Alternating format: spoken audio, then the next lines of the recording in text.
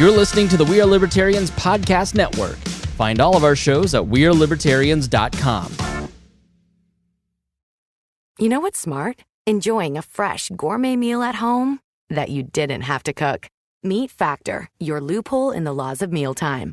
Chef-crafted meals delivered with a tap, ready in just 2 minutes. You know what's even smarter? Treating yourself without cheating your goals. Factor is dietitian approved, chef prepared, and you plated. Pretty smart, huh? Refresh your routine and eat smart with Factor. Learn more at factormeals.com. We thought you might like to know an interesting statistic that regular family meals can decrease substance abuse, unwanted pregnancy, obesity, depression, lower academic performance. It's really helpful in building up your kids. Today, I'm excited to welcome Dr. Michael Foley and Father Leo Patalinghug about their new book, and we'll discuss how to build a family meal habit in your home here on The Chris Spangle Show. Welcome to The Chris Spangle Show. Thank you so much for joining me here on the program, and I'm excited about today's show because it is a topic that I don't engage in but really need to, and it is discussing family meals and the importance of building community around food. And my two guests are two very smart, very charismatic, energetic people, and I'm excited to talk to them. The first is Reverend Leo Patalinghug, and he is a Catholic priest who founded the Plating Grace Mission and the Table Foundation, and is also the host of the TV show Savoring Our Faith on EWTN. And our other guest is Dr. Michael Foley. Excuse me, you worked hard for that doctorate. I don't want to leave that out. And he's so smart, I don't even know what he does. This word is patristics. So we'll have Dr. Foley explain patristics, and he teaches the great texts at Baylor University and is a professor of theology at the Aquinas Institute and author of over 14 books, including Drinking with the Saints, Drinking with St. Nick. And they have a new book out, and it is called Dining with the Saints. We'll talk a little bit about their book. Thank you both so much for joining me. Let me start with Dr. Foley. Please educate me on patristics. I was baptized Catholic as a baby. I'm now a Reformed Baptist. My apologies to you both. So I'm not quite familiar with that piece of theology. Yeah, it fools a lot of people, or confuses a lot of people. It is the study of the church fathers. And the church fathers are the Christian influencers from like AD 100 to about AD 700. Okay, fantastic. That explains Dining with the Saints, basically a cookbook where you're dining with the saints and discussing those fathers. That would make sense that you would write that book. And then one of Father Leo, I watched a video when I got introduced to you. You are constantly out speaking and traveling and bringing people together with food. You're a Catholic priest. Tell us a little bit about what you do and how you got involved in what you're doing. Appreciate the opportunity. Thanks for having me. So my work as a priest is to feed the flock. They call us fathers because we provide the spiritual food, and pastors because we're supposed to feed the sheep, so to speak. And this book is my fifth book, and all of my work has to do with bringing people back around the dinner table. It's a theology of food that I've created. And what we've done, Dr. Foley and I, is we've actually worked together. And this is our first time doing it, and it's been a fantastic experience. We're trying to get people to invite the saints to eat with them at their dinner table, because holy people at your dinner table really changes how you eat, why you eat, and what you eat. The beautiful thing about saints, though, is that they're not stuffy in any way. They can eat and drink everything as long as they know it comes from God. Dr. Foley, that doesn't seem, as a non-Catholic, when you think of saints, you think of having gone to a lot of Catholic Mass with my grandmother. Oh, that's very stuffy. Why and how do you make these saints explode out onto the page to make them a part of the meal? They really are just so interesting. And to be perfectly honest with you, interesting to the point of bizarre. The saints did crazy things, extreme things, and they did so for one reason. They were in love. And lovers do crazy things when they're in love. They stand outside in the rain and serenade you and do all kinds of strange stuff.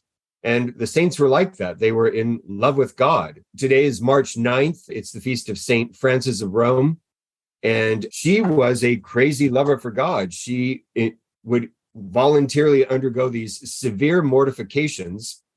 She would only eat bread, and she would actually pickpocket beggars. She would look for bread among the beggars that she served, and she would take their coarse bread and replace it with finer bread so that she would have the worst of the bread. This is noteworthy behavior, and it makes for interesting conversation around the dinner table. Yeah, let's talk about that, because that was one of the reasons I wanted to have you both on to discuss it, because the pitch from your publisher was children who don't have a regular dining habit with their families show higher rates of the following: increased substance abuse, unwanted pregnancies, depression, obesity, lower academic standards. I am just now starting my family. We have a 4-year-old, we have a baby on the way, and it's easy to fall into, let's set up the TV trays on the couch, watch TV, put the kid on the tablet, and then you snap yourself out of it a couple times a month and go, you really should have a family dinner. And then there's much wailing and gnashing of teeth when you take the tablet away. So this is a habit that I'd like to build with my family. Why is this important? Why should I want to start, first of all? Start with the father. Go ahead.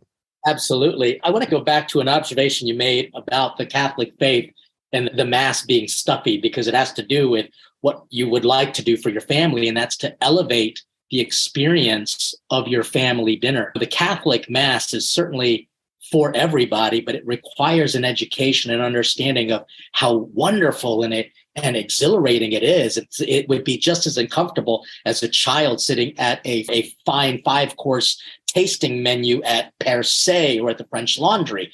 They're not going to understand it. But when you get older, you start to appreciate the nuances and you realize, my gosh, this is quite an elevated experience. And so the family meal has to be the combination of both formal, where there are rules, there are structures, but also familiar, where you feel at home.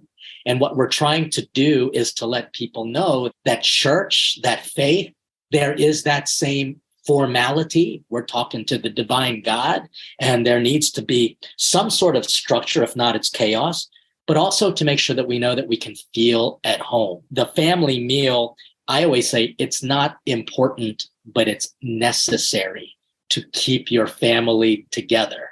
Where else, especially when your kids get older, can you spend that time together in the most intimate act other than what couples do in a bedroom? You feed each other, you serve each other, and in so doing, love each other. Dr. Foley?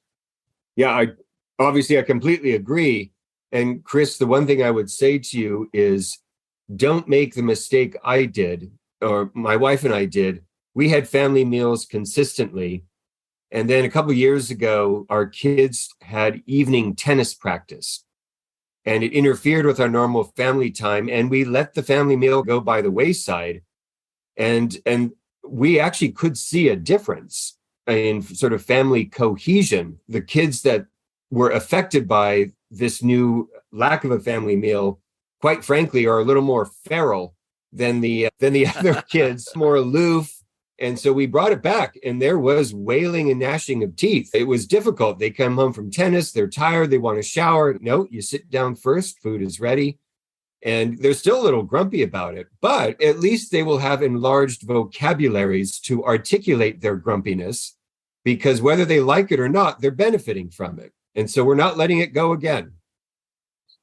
Yeah, you are the father of 6. My wife is the oldest of 11 kids, and I can tell you that the 10-year-old in her family, because of their regular family meals, is as articulate as the 24-year-old oftentimes, and they really engage in deep conversation about politics, religion, current events, science. They're all very smart, and they don't have a TV in their living room, which to a Spangle is just heresy, but compared to the way that I grew up. What have you noticed with your kids, Dr. Foley, over the 6 kids that you have? What impact has it had on them beyond just getting sloppy and seeing some of the difference? Define feral for me. What I meant by feral is the kids affected by the loss of the family meal were a bit more aloof, a little less social with their parents. and actually less capable of making a good argument. So the older kids, they're now college age, so they're not under the roof, and so we don't have the family meal with them as we'd like to. But the older kids had different experiences with it. And we've talked quite frankly about it. My oldest daughter said she hated family meal at the time, but she's looking back at it now, she's 23, with gratitude. And she says, the one thing I did learn from you, Dad, is that you can't win an argument with tears. And indeed, there were tears at the dinner table. She was very impassioned about her opinions, as teenagers are wont to be, but she couldn't leave the table. She couldn't cry her way through it. If you're going to talk about it, let's talk about it.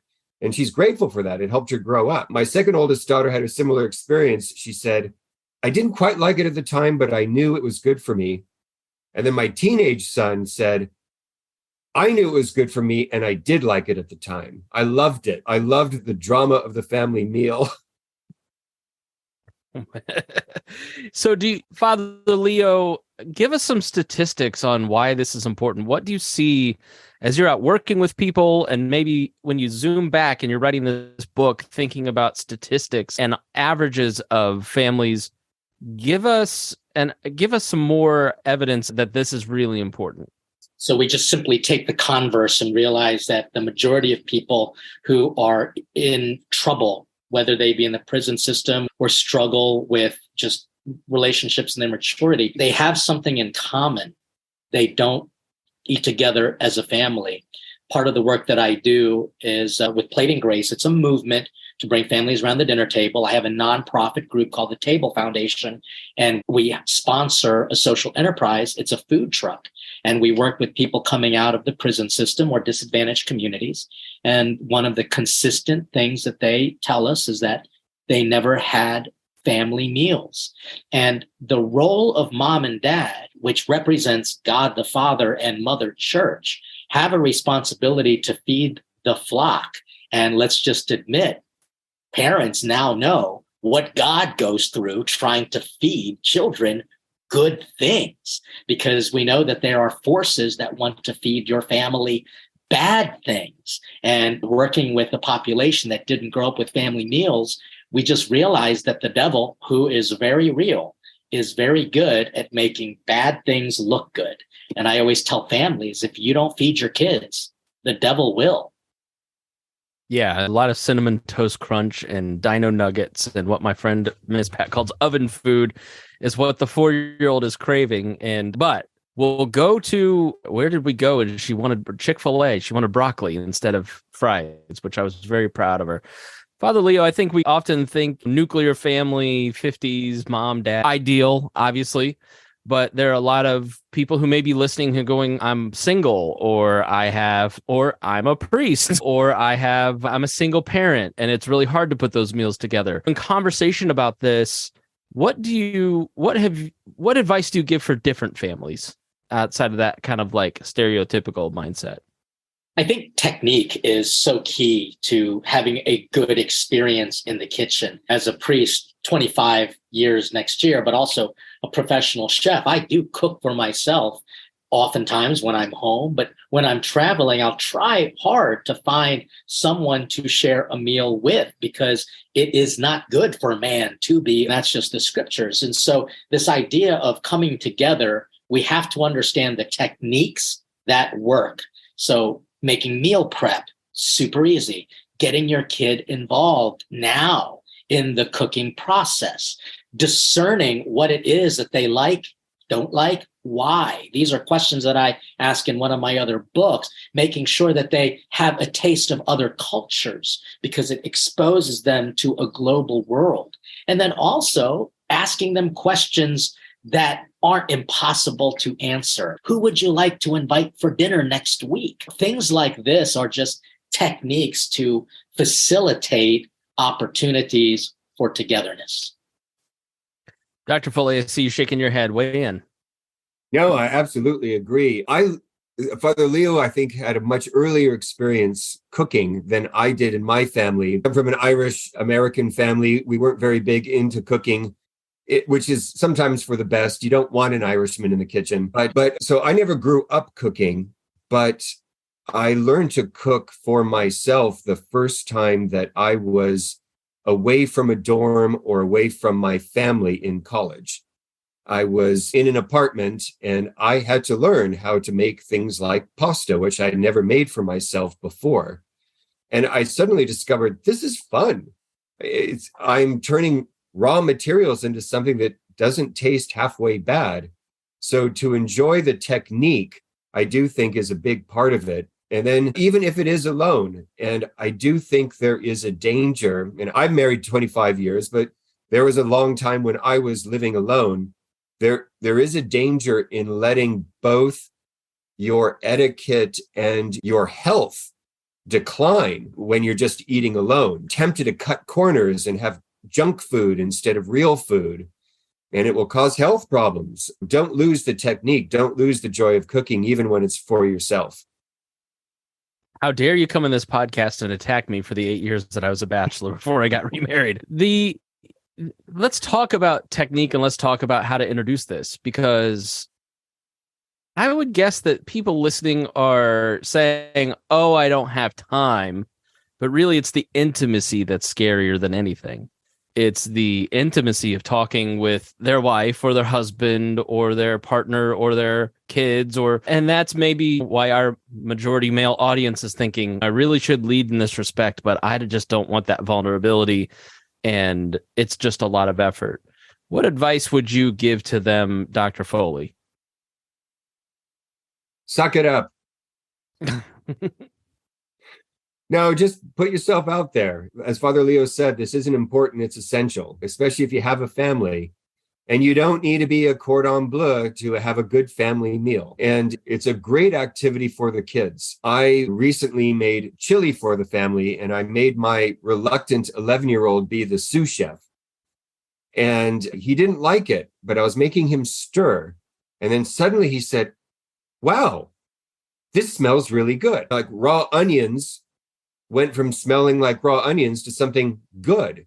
He had an awakening. It was an experience. And I was so grateful to be there for that. Yeah, just do it.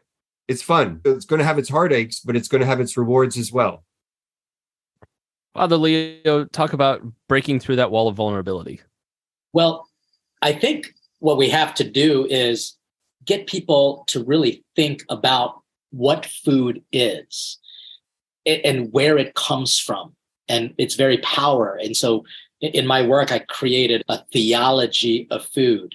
And what I've discovered, and this is common sense, is that only humans in all of God's creation, only humans cook.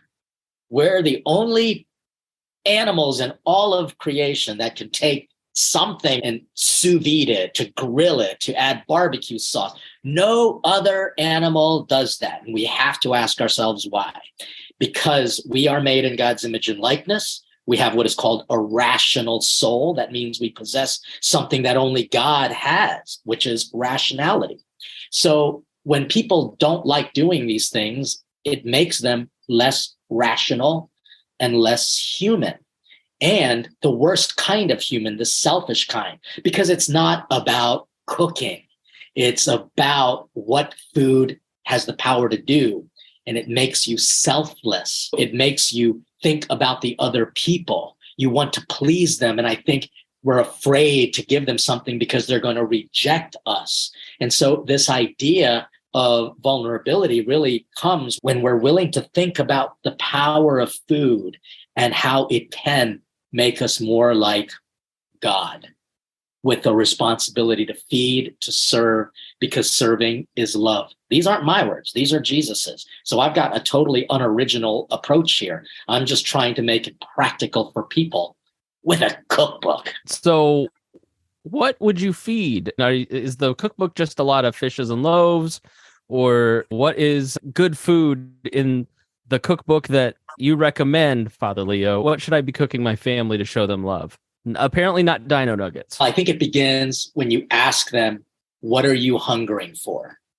Because when you start you address their hungers, then you can start really being a servant for your family and trying to provide that. chicken nuggets is not a problem, especially if you make it yourself. We have become very addicted to processed food. And listen, I have zero trouble with processed fast food. I grew up eating some of it myself. The problem is that it just makes you think that I can get everything in a microwavable minute. And God doesn't work that way. God uses a crock pot. It takes a time. It takes a process. If we constantly are going for the cheap and easy, we become incredibly entitled and incredibly impatient, and basically just a very annoying customer to your mom and dad. So what we've got to do is address what they're hungering for, and then think about it. This is the discernment part. And then doing your research, making this an experience of you for them. And yes, you could also just practice looking through the book and finding out which sounds good, because you taking the lead really is going to be a memory for that child that daddy wanted to feed me. That's an amazing memory to have. Now, Irishman Foley, have you gotten better at cooking? Like, what do you cook at your house, and how do you recommend figuring out what to cook? I certainly have gotten better since teaming up with Father Leo. I have not gone through every one of the recipes that he provided for the book, not yet, but one that I have tried has been a winner. And just to give you Father Leo has a wonderful recipe called gratin dauphinois. It's this rich French potato dish, lots of cheese and cream. And I made it for the family. And I have a couple of kids that are picky eaters. And they said, wow, this potato dish is the best potato dish I've ever had. I did not know that a potato could taste this good. That's very cool. And then where do the saints come in? Again, my apologies, but my wife's family, they used Luther's table topics to get things going. I'm guessing you have your Catholic version of that in the book. And how do you spark conversation amongst the family once you've actually set the food on the table? One thing about saint stories, like we were talking about a moment ago, is that they are memorable. And so if you were to read one of these stories after you made a dish in their honor, you've got great food for thought, right? You've got grist for the mill to discuss, and you can branch out in any number of directions. Just trust the Holy Spirit and talk about whatever hook happens to capture the imagination of your family. Father Leo? Yeah, I think it's important to not ask the typical questions like, how was your day today? Because those are one-word responses. And honestly, I don't know if you really do care if it was good or if it was bad. I think what you need to do is be a master of asking questions. So it could be as simple as, I hope you had a good day today. What were some of the highlights? Boom. It's not a one-word answer. And so what we've got to do is use the food as a vehicle to just conversation. And using the food could just be as simple as, hey, I made this recipe because it was in honor of this particular Christian, a saint, and boy, they had a really crazy life. What do you think about blank? What do you think if someone did this? It would just be just an opportunity to expand, as you've all said, a vocabulary, but also an imagination, because we believe that every meal is an opportunity for a message. Dr. Foley, did you want to add anything there? I saw you nodding. Absolutely. We were just talking at the beginning of the interview about St. Francis of Rome and her curious trade-offs with the pouches of beggars. And that's a great talking point. Technically, is she committing a theft? Should she go to jail rather than be canonized a saint? What's going on? What if the beggar preferred coarse bread to fine bread? What about his rights to possess his coarse bread? This is an odd practice that she had, and it's worth discussing. It brings up all kinds of issues of ethics and other such things. So it makes for fun conversation. Oh, and she only drank water, which she drank out of a human skull, which she used as a cup. And so when I read this to my kids today, where'd she get the skull? Whose skull was it? Is this a disrespect for human remains? Aren't we supposed to bury bodies in consecrated grounds? Did the owner of the skull, does he object? to his use of his skull as a cup. There's a lot of good talking points. Is she a saint or should she go to jail for this weird stuff? Father Leo, one of the original hard rockers, Ozzy Osbourne in saint form. The dinner table is always a place where we talk about it's the family's water cooler. So why not talk about people who gave their lives to God? And yeah, they were quirky, they were weird. And then we can always ask the question, hey, how are you quirky for God? This whole idea is just giving them an opportunity to talk about the right people at the right place, which is the dinner table. Yeah, that's a really good point. It guards against gossiping. I don't know if you have this in the Catholic world, but in the homeschool world, you join groups of other homeschool families so you can talk about those homeschool families. So this is a great way to guard against some of that talk. All right. Final thoughts, last suggestions, things that I should have asked, but maybe I just don't know to ask it before we move on to the shameless self-promotion part. Father Leo. There's really not much you can't find about the work that I do. And really, it's just fun to be able to talk to other people about this unique book and this movement of bringing families around the dinner table. And I just always say, the better the food, the stronger the family. Dr. Foley. I would concur. The sort of tagline of our latest cookbook or new cookbook is the family that dines together shines together. And that is true even if it is also true that the family that dines together wines together. That's very true. Yeah. You, Dr. Foley, shameless self-promotion time. I see you wrote The Politically Incorrect Guide to Christianity. You've written a lot of books. Where can people follow you and find this book as well as your other work? There is a drinkingwiththesaints.com website, but I'm most active on our Facebook page. So you are most welcome to join that Facebook community. It's simply the Drinking with the Saints Facebook page. And we have not only Drinking with the Saints, cocktail ideas for the church year, but we'll also have information about recipes from this cookbook. I love you Catholics, man. It reminds me of all my mom's side of the family. My grandma, godly woman, pounding shots while she was... It's different when I grew up Methodist. Father Leo, final thoughts. Where can people follow you? What should they look out for and where? Yeah, so you can go to platinggrace.com. It's got all the information about our online community, the other books that I've written, including the book with the recipe that beat Bobby Flay in a Food Network throwdown. You've got information on our TV show, Savoring Our Faith. And of course, all of our social media can be found there as well. So platinggrace.com is the website, or Instagram is where we do a lot of work, as well as Facebook. Just find, if you just Google Father Leo, I think I'm the first guy that pops up. So just have fun and follow there.